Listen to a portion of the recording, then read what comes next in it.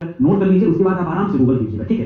तो मैं आपको ये समझाना चाहता हूँ कि पहला विवाह इनका रमाबाई से हुआ, रमाबाई से कोई संतान नहीं हुआ था, सब उनका जो देहांत भी हो गया और काफी एजेड भी थी, जो इनका आप देख रहे हैं तस्वीर, ठीक है। इनकी उम्र की अगर हम बात करें दोस्तों तो कहीं कहीं पे 40 प्लस ही आप ध्यान देंगे। अब कहीं कहीं पे दोस्तों 41 लिखा है, कहीं कहीं पे 42 लिखा है, कहीं कहीं पे 43 लिखा है, जब इनका दूसरा विवाह होता था, ठीक है। तो 40 के ऊपर आप ऐसे अमूमन आप ध्यान रखेंगे, ठीक है। अब अगली बात दोस्तों, जो गंगाधर राव का दूसरा विवाह हुआ, ये दूसरा विवाह दोस्तों किससे होता है तो याद रखिएगा मणिकर्णिका से होता है। किससे हुआ दोस्तों? मणिकर्णिका, ठीक है।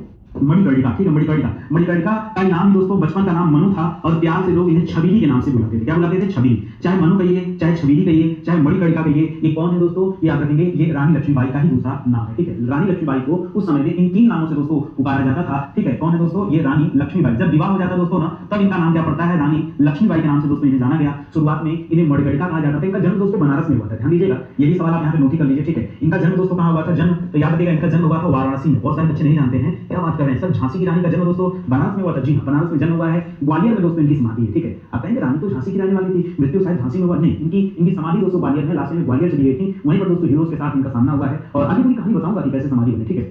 अभी आपको इतनी बात समझ में आ गई। अब देखिए, अब आप सुनते हमेशा इतिहास में पढ़ते हैं कि इनके पास कोई पुत्र नहीं था, इनका दत्तक पुत्र था दोस्तों कौन? दामोदर राव। अब फिर से आप कहानी दोस्तों गलत पढ़ लेते हैं, ठीक है। जो सही कहानी है वो सुनिए। सही कहानी दोस्तों ये है कि रानी लक्ष्मीबाई से जब इनका विवाह होता है, उसमें रानी लक्ष्मीबाई की उम्र बहुत कम थी, कितना? 14 वर्ष। सोचिए, इनका 14, इनका 41, उल्टा कर देंगे तो 14 बन जाएगा, ठीक है। तो याद रखिएगा, विवाह के समय दोस्तों लक्ष्मीबाई की उम्र कितनी थी? मात्र 14 वर्ष की। कई किताबों में तो दोस्तों 12 वर्ष ही दिया है, ठीक है। एक तरह से आप मोटी मोटा लीजिए, 14 साल की उम्र में रानी लक्ष्मीबाई का विवाह होता है और इनसे जो प्रथम पुत्र की प्राप्ति होती है, उस प्रथम पुत्र का नाम रखा जाता है दोस्तों दामोदर राव, ठीक है। सर क्या बात कर रहे हैं, दत्तक पुत्र नहीं, ये इनके प्रथम पुत्र का नाम है। हाँ, और ये पुत्र दोस्तों रानी लक्ष्मीबाई के गर्भ से पैदा हुआ था। जी हाँ, यह लक्ष्मीबाई के